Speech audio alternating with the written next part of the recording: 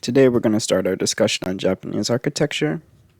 And we're going to first go over some of the fundamentals of Japanese architecture. That's going to be mainly naturalism, using wood, stone, reeds, and clay, and other natural materials, as well as trying to conform to the environment, as in building it without disrupting the environment as much as possible, without disrupting the trees there or the ponds or other natural objects.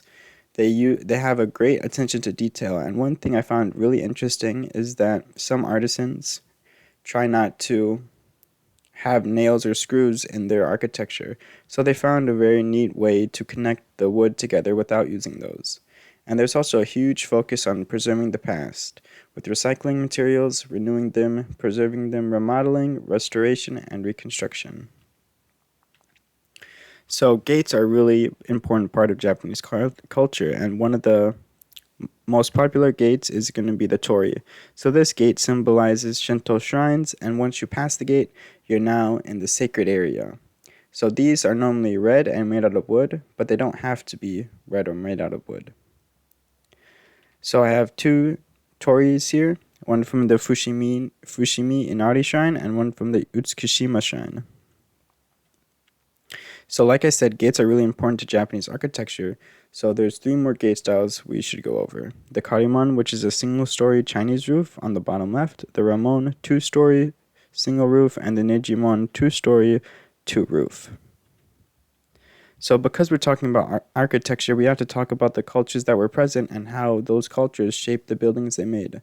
So we're going to start in the Jomon Era, and this was about 15,000 years ago to 300 BCE. The exact time isn't really understood, so this is more of a, not a definite timeline, but more of a era.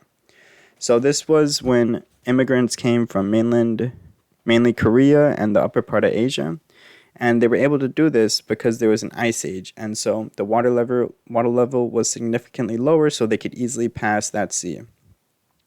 So, as I said, these immigrants come to Japan, and so these are culturally distinct people, and over the years they developed their own culture, as I said. So, mainly they were hunter-gatherer, but towards the later parts of the Jumon era, they were able to create some settlements, which we'll soon see.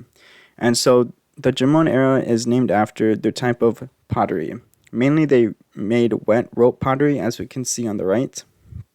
They actually made pottery by putting in the rope into the pottery, and it's really cool. So now we're going to go on to some of their housing. So there's three types of housing the Jomon people mainly used. That was flat dwellings, pit dwellings, and raised dwellings. So now, as I said, preserving the past is a really crucial part of the Japanese culture. So they actually have this area, which used to be a Jomon settlement, called the Sanai Mariyama. And so this is still around, you can go visit it. And they have all sorts of reconstructed buildings from that time period. So here we can see some of the lifted dwellings as well as the pit dwellings, and how they used lots of natural materials to create all their housing. So now we're going to talk about the Yayoi period, which comes directly after the Jomon period. This was from about 300 BCE to 300 CE. And this is when immigrants from China and Korea came again, but this time it was because they were fleeing persecution from war. So this is an entirely new culture than the Jomon, and with it they bring agriculture, mainly rice agriculture, stratification of society, as in divisions becoming with a poor division and a rich population. They brought metallurgy, permanent settlements, and clan warfare. So as I said, preserving the past is really important. So there's actually a Yayoi settlement called the Yoshinagari Isiki.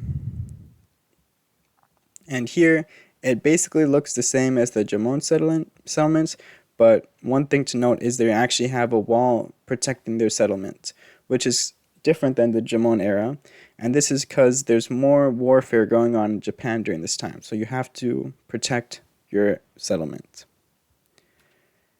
Now, we're going to talk a little bit about Shintoism and shrines, because this is a very, very important part of Japanese architecture, along with Buddhist temples, which we're going to get to later in the next video. So Shintoism is something really hard to define, But basically, it's the worship of kami. And kami can be anything. Kami is a godlike entity that resides in objects. So it can also reside in people or mountains or waterfalls, but it's the worship of these kami. That is what Shintoism is. So this Ise Jungo is one of the biggest shrines in Shintoism, and it's a site of lots of pilgrimage. So this is a very important part of Shintoism because people come here and they visit it, and there's lots of festivals and rituals that happen here. So this area has over 100 shrines. So it's not one shrine per se, it's a collection of a bunch of shrines in this area. And I wanted to show you guys this because there's lots of architecture that we can see from this, as in the raised dwellings, as well as the use of wood as their material. And we can even see some of the Chinese influence in the picture on the right. And we can see it kind of looks like some of the gates that we've been talking about.